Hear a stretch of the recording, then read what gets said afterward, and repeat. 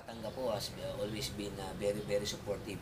Actually, just so happen siguro, incidentally, na naging supportive sa akin dahil yung cost ng Batangas po at saka yung cost ni Rolling Paulino naging pareho.